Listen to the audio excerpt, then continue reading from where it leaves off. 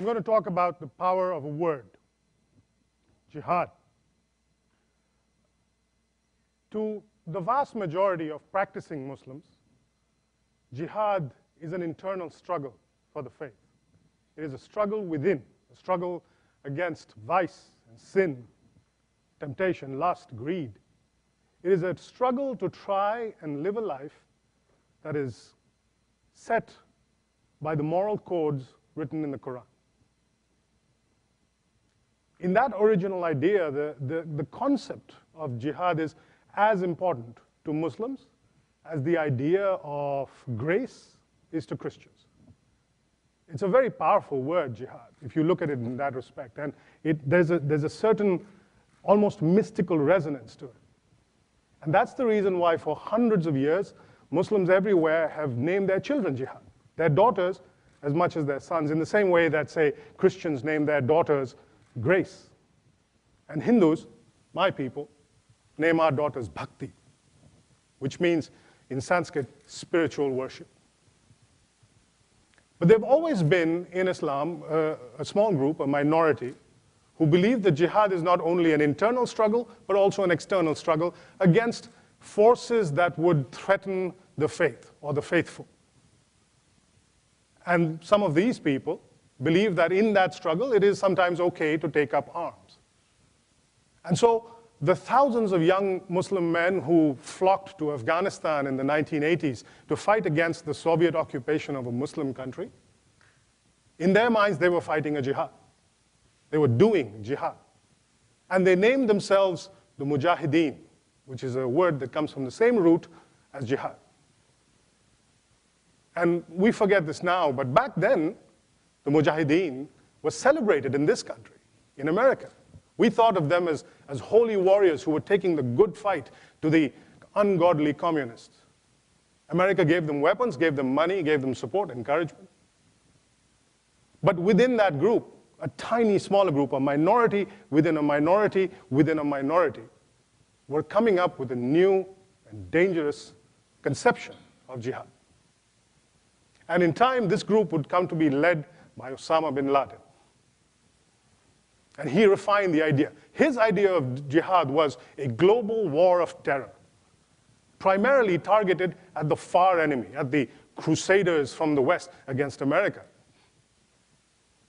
And the things he did in the pursuit of this jihad was so horrendous, so monstrous, and had such great impact that his definition was the one that stuck.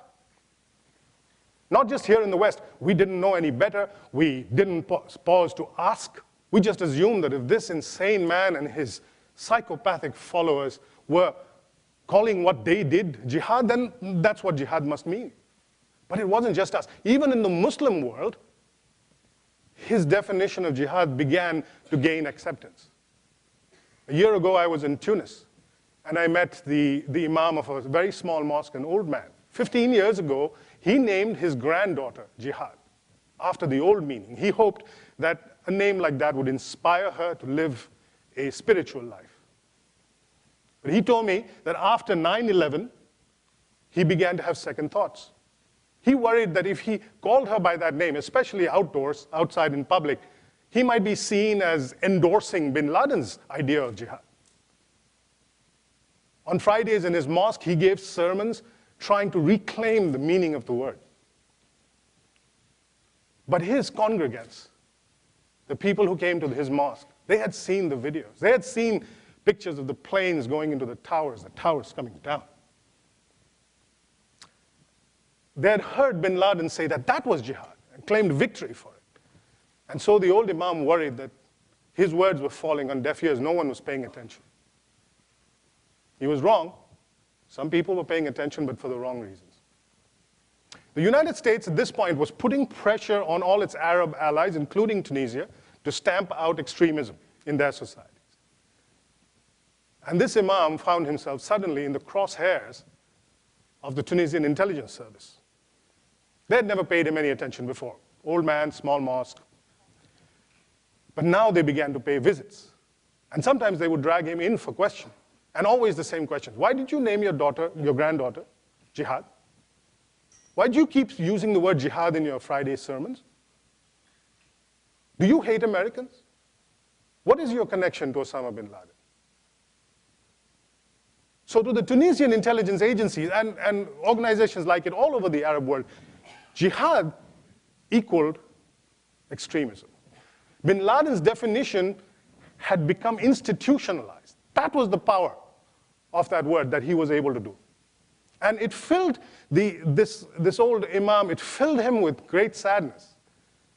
He told me that of bin Laden's many crimes, this was, in his mind, one that didn't get enough attention, that he took this word, this beautiful idea. He didn't so much appropriate it as kidnapped it and debased it and corrupted it and turned it into something it was never meant to be, and then persuaded all of us that it always was.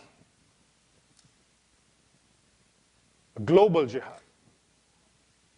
But the good news is that the global jihad is almost over, as bin Laden defined it. It was dying well before he did, and now it's on its last legs. Opinion polls from all over the Muslim world show that there is very little interest among Muslims in a global holy war against the West, against the far enemy. The supply of young men willing to fight and die for this cause is dwindling.